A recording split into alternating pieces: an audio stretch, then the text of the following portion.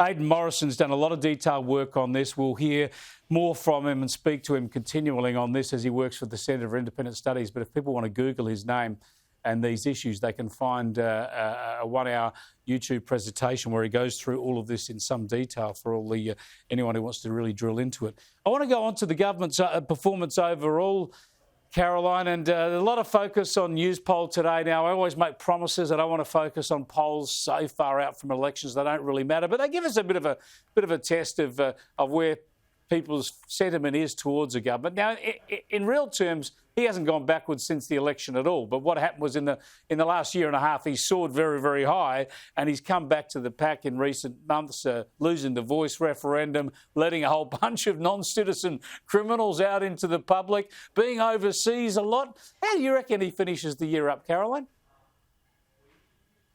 Well, I think he finishes the year in what has been a masterclass of self-sabotage by this Labor government. You gave two excellent examples there where they shot themselves in the proverbial, and they were in a very good place towards the end of last year.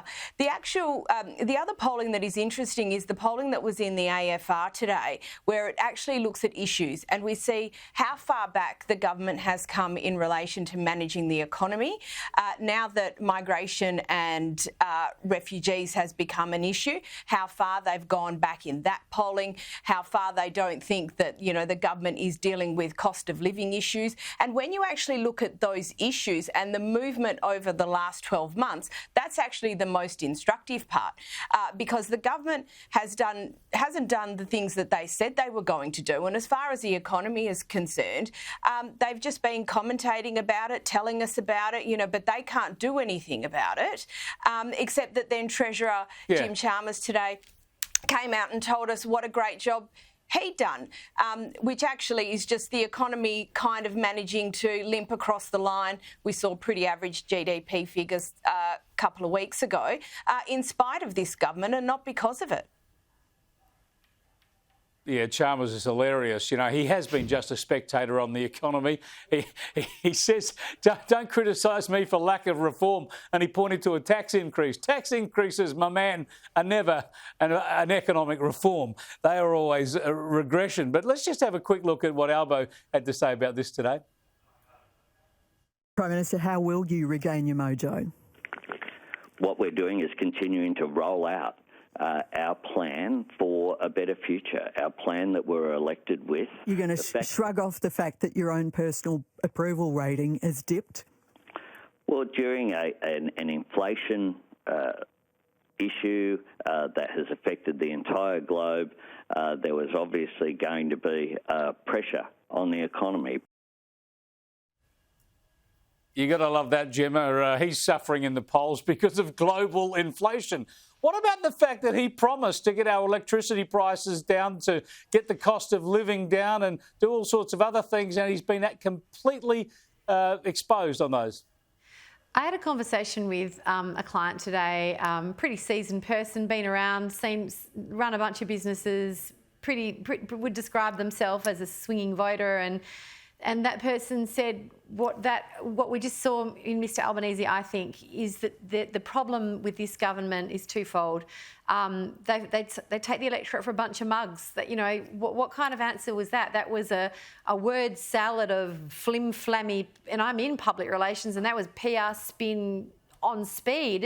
He didn't say anything, and he thinks that people, everyday people like you and me who listen to that, he thinks we're too stupid to see through it. Like, it's just not. It's just like the government hasn't realised it's actually in government and accountable. It's like they're still at university playing with other people's money, except for it's our money. I think, I said at the very beginning of this government, and you can check my Twitter stream if you're that bored and got nothing to do, but if this government prospers, then Australia will prosper. And if this government leads well, then this country will prosper. And what we've seen, in my view, and what we are seeing, is a government that doesn't yet know how to lead, that doesn't yet know how to have adult conversations. And in respect of Mr Chalmers, the fact that he has no real life work experience outside of academia and politics is so clear in word and in deed, and in the fact that he reckons he's a great reformer by taxing and spending. Like, you wouldn't make it up on a bad day. Good. Now, we're nearly out of time. I do want to get your highlights and lowlights of the year. Last time I'll speak to you in 2023. But I was guessing, of course, Caro, that it has to be, as the host of the Royal Report, the coronation has to be your highlight. Maybe the lowlight was an issue you talked about last night where Harry and Meghan seemed to be out of favour with Hollywood. But that was just me guessing. What would you give us very quickly as your highlight and lowlights of the year? Well, my highlights of the year on the royal front, obviously the coronation, because that was just a little bit too much fun. But obviously for us here in WA, a really strong result on the referendum. Very happy with that.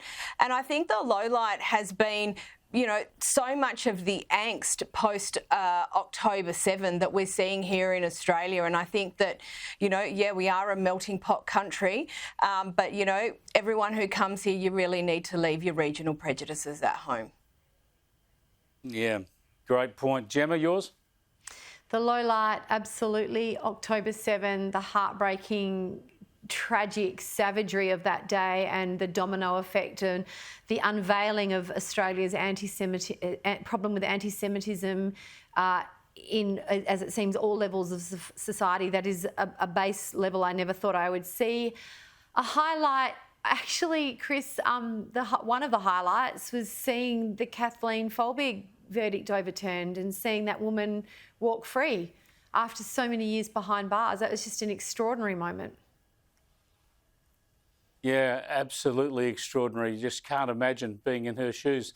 Thanks for joining us, Gemma and Caroline, not just tonight, but throughout the year. I've really enjoyed your insights, and we'll catch up over Christmas, New Year, no doubt, and look forward to talking to you next year.